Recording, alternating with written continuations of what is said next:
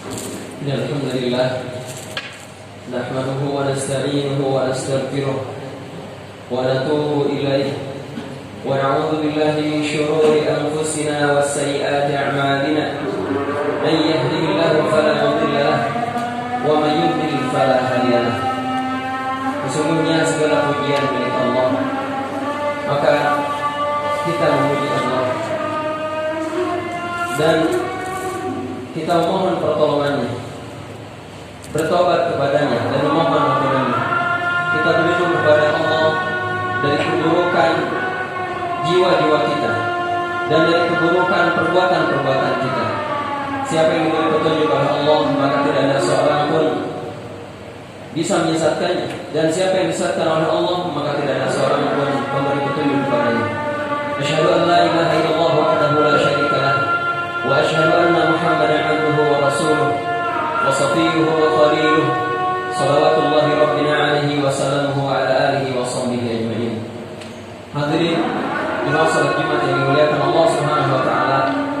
Allah Subhanahu wa taala berwasiat secara khusus untuk kita, orang-orang mukmin, untuk bertakwa kepadanya. Allah berfirman, "Ya ayyuhalladzina amanu ittaqullaha haqqa tuqatih wa la tamutunna illa wa antum muslimun." Wahai orang-orang beriman, bertakwalah kepada Allah dengan sebenar-benar ketakwaan, dan janganlah kalian wafat kecuali dalam keadaan muslim. Dan Allah Subhanahu wa taala juga berwasiat kepada seluruh manusia untuk bertakwa kepadanya. Allah berfirman, "Ya ayuhan nas, ittaqu rabbakum alladzi khalaqakum min nafsin wahidah wa khalaqa minha zawjaha wa batha minhuma rijalan katsiran wa nisaa'a wattaqullaha alladzi tasaaluna bihi wal arham innallaha kana 'alaikum raqiba."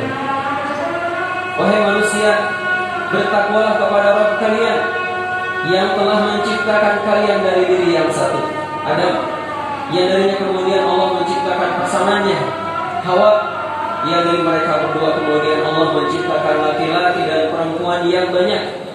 Bertakwalah kepada Allah yang dengan menyebut namanya kalian saling meminta satu sama lain, dan sambungkanlah tali kekerabatan. Sesungguhnya Allah Maha menjaga dan mengawasi. Ya ayyuhalladzina amanu taqullaha wa qulu qawlan sadida yuslih lakum a'malakum wa yaghfir lakum dhunubakum wa may yuti'illaha wa rasulahu faqad faza fawzan 'azima. Wahai orang-orang beriman, bertakwalah kepada Allah dan ucapkanlah perkataan yang benar. Niscaya Allah memperbaiki amal-amal kalian dan mengampuni dosa-dosa kalian. Siapa yang mentaati Allah dan Rasul-Nya, maka sungguh ia telah mendapatkan kemenangan dengan kemenangan yang besar. Hadirin jemaah salat Jumat yang dimuliakan Allah Subhanahu wa taala. Kita bersyukur kepada Allah Subhanahu wa taala. Kita bergembira karena Allah Subhanahu wa taala masih menurunkan kepada kita kesempatan hidup sehingga kita sampai di hari ke-18 di bulan Ramadan ini. Kita bersyukur kepada Allah Subhanahu wa taala masih menurunkan kepada kita kesehatan, kekuatan. Kita dalam keadaan yang baik menyongsong puncak ibadah di bulan Ramadan, yaitu 10 hari terakhir dari bulan Ramadan. Rasulullah SAW bersabda, "Innamal a'malu bil khawatim." Sesungguhnya amal-amal itu tergantung pada akhirnya. Sesungguhnya amal itu tergantung pada akhirnya.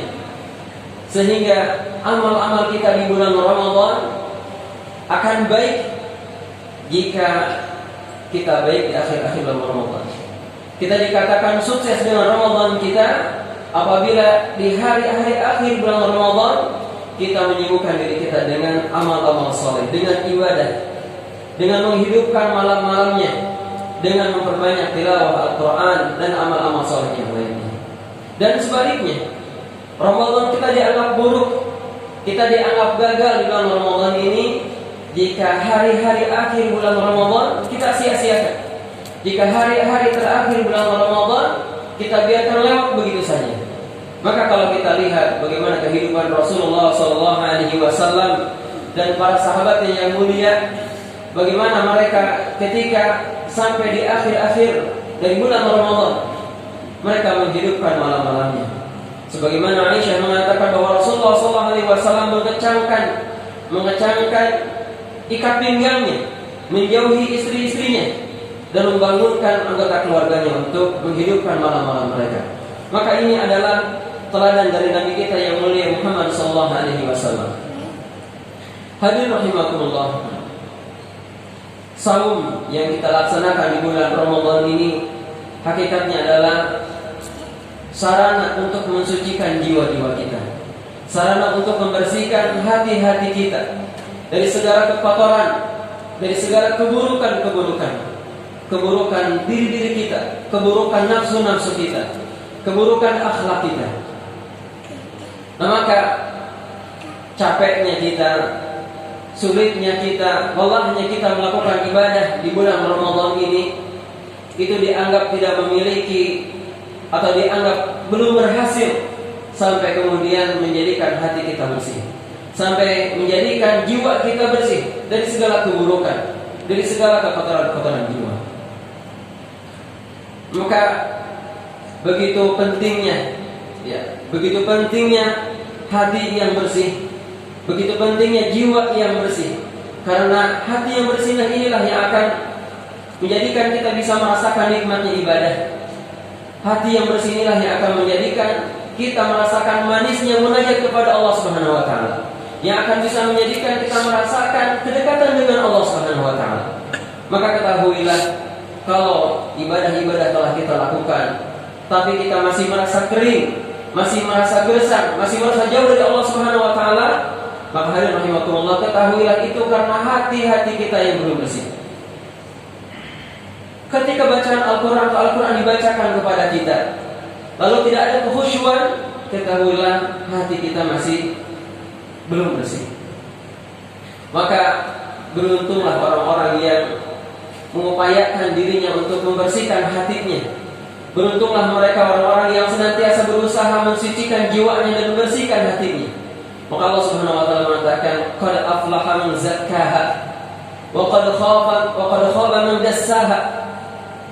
Beruntung, sukses orang-orang yang mensucikan jiwanya, yang membersihkan hatinya, dan rugi orang-orang yang mengotorinya. Hadirin rahimakumullah, Nabi SAW menyebutkan tentang masalah ini. Inna fil jasadi mudghah, idza salahat salahal jasadu kulluh, wa idza fasadat fasadal jasadu kulluh, ala wa hiya qalb. Sesungguhnya di dalam jasad kita ini ada segumpal daging, yang apabila segumpal daging ini baik, maka baiklah seluruhnya, maka baiklah jasad kita, baiklah amal-amal kita. Wa idza fasadat, dan apabila segumpal daging ini rusak, buruk, maka akan rusak dan buruklah yang lainnya. Akan rusak dan buruklah amal-amal kita, perbuatan-perbuatan kita. Lalu kemudian Nabi SAW katakan, ingatlah segumpal daging itu adalah hati yang bersih, hati yang baik akan melahirkan kebaikan-kebaikan. Dan di hari akhirat, di hari kiamat nanti, orang-orang yang datang kepada Allah Subhanahu wa taala tidak akan diterima oleh Allah Subhanahu wa taala kecuali mereka yang datang kepada Allah Subhanahu wa taala dengan hati yang bersih. Sebagaimana Allah Subhanahu wa taala berfirman, "Yauma la yanfa'u malun wala banun illa man atallaha biqalbin salim." Yaitu hari di mana tidak lagi bermanfaat harta dan tidak bermanfaat lagi anak. Harta, anak-anak, keluarga sama sekali tidak memberikan manfaat di hari itu. Illa man atallaha biqalbin salim, kecuali yang datang kepada Allah Subhanahu wa taala dengan hati yang bersih, dengan hati yang selamat, Allah menerimanya. Hati yang bersih sebagai buah dari ketaatannya kepada Allah Subhanahu wa taala, sebagai buah dari ibadahnya kepada Allah Subhanahu wa taala. Mohon maaf bagi yang baru datang, mohon tidak langsung duduk, tapi sholat dulu 2 rakaat sebagaimana Nabi kita beritakan. Hadirin rahimakumullah. Demikian Allah Subhanahu wa taala tidak menerima hambanya yang datang hari kiamat kecuali mereka yang datang dengan hati yang bersih. Maka kalau Ramadan ini, saum Ramadan ini dan amal-amal Ramadan ini menjadikan hati bersih, maka selanjutnya penting bagi kita semua untuk menjaga kebersihan hati kita. Penting bagi kita untuk mengupayakan gimana supaya hati kita senantiasa bersih, sehingga pada waktunya nanti kita berjumpa dengan Allah Subhanahu wa taala, kita datang dengan hati yang bersih. Allah menerima kita, menerima amal-amal kita. Lalu kemudian apa yang bisa kita lakukan agar hati kita senantiasa bersih? Apa yang harus kita lakukan supaya hati kita senantiasa bersih yang dengannya kita merasakan kenikmatan ibadah? Yang pertama adalah kita sibukkan dengan membaca Al-Quran. Kita sibukkan dengan atau perbanyak membaca Al-Quran, terlebih di bulan Ramadan ini. Bulan Ramadan, Syahrul Quran, bulan Al-Quran, bulan diturunkannya Al-Quran, maka sudah menjadi sebuah kemestian, menjadi sebuah kelayakan bagi kita untuk menghidupkan hari-hari Ramadan dengan bacaan-bacaan Al-Quran. Maka ini juga sekaligus evaluasi. Lihatlah bagaimana Al-Quran kita. Jangan-jangan kita sudah masuk ke hari ke-18 sementara belum ada ayat yang kita baca, belum ada lembaran-lembaran yang kita buka, belum ada surat-surat yang kita lewati. Hati-hati. Ramadan hari ini atau Ramadan tahun ini bukan Ramadan yang akan datang. Ramadan tahun ini adalah Ramadan tahun ini yang tidak akan pernah terulang selamanya. Maka rugi kalau kemudian kita melewatinya tanpa membaca Al-Quran. Sementara kalau kita betul-betul menjadikan kehidupan Rasul dan para salafus saleh sebagai teladan bagi kehidupan kita, maka lihatlah mereka. Lihatlah mereka bagaimana mereka dengan Al-Quran di bulan Ramadan khususnya. Mereka menyibukkannya dengan membaca Al-Quran. Mereka menyibukkannya dengan membaca Al-Quran. Maka kita masih memiliki waktu, bacalah Al-Quran. Sekurang-kurangnya kita mengupayakan hatam minimal 1 kali saja. Minimal 1 kali. Lebih bagus lagi kalau kemudian kita bisa mampu menghatamkannya 2 kali, 3 kali dan seterusnya. Baca Al-Quran. Membaca Al-Quran akan membersihkan hati-hati kita. Allah Subhanahu wa taala berfirman, Allahu nazzala ahsanal hadithi kitaban mutasyabihan mathani taqsha'iru minhu juludul ladzina yakhshawna rabbahum thumma talinu juluduhum wa qulubuhum ila dzikrillah. Allah nazzala ahsanal hadithi kitaban. Allah menurunkan sebaik-baik ucapan, yaitu Al-Quran. Allah nazzala ahsanal hadithi kitaban mutasyabihan mathani, yang surat-suratnya, ayat-ayatnya serupa, mirip, mathani, dan berulang-ulang. Taqsha'iru minhu juludul ladzina yakhshawna rabbahum, yang gemetar karenanya hati orang-orang yang atau kulit orang-orang yang takut kepada Rabbnya.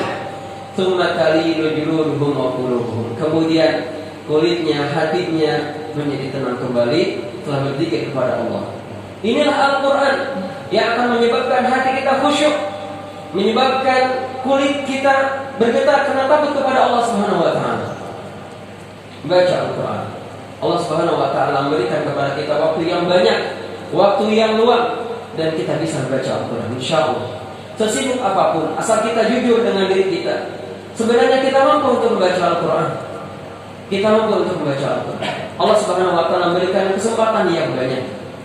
Membaca Al-Quran bisa dengan mushaf, bisa dengan lewat HP, bisa sambil duduk, sambil berjalan, bahkan berdiri sekalipun tidak jadi masalah membaca Al-Quran. Apa kita membacanya ketika melakukan sholat sunnah? Hadir rahimakumullah, inilah membaca Al-Quran sarana bagi kita untuk menjaga kebersihan hati. Kemudian sarana kedua adalah berzikir kepada Allah. Berzikir kepada Allah, menyebut nama Allah Subhanahu wa taala, mengucapkan kalimat-kalimat thayyibah, mengucapkan istighfar. Dan istighfar, Masya Allah, dia membersihkan hati kita. Hati kita ini ibarat cermin, hati kita ini ibarat kaca, dan noda-noda adalah dosa-dosa. Pembersihnya adalah zikir kepada Allah Subhanahu wa taala dan istighfar. Istighfar. Allah Subhanahu wa taala berfirman, "Ala bi dzikrillahi tatma'innul qulub." Ingatlah dengan berzikir kepada Allah, hati kita akan tenang. Hati yang tenang adalah indikasi bersih.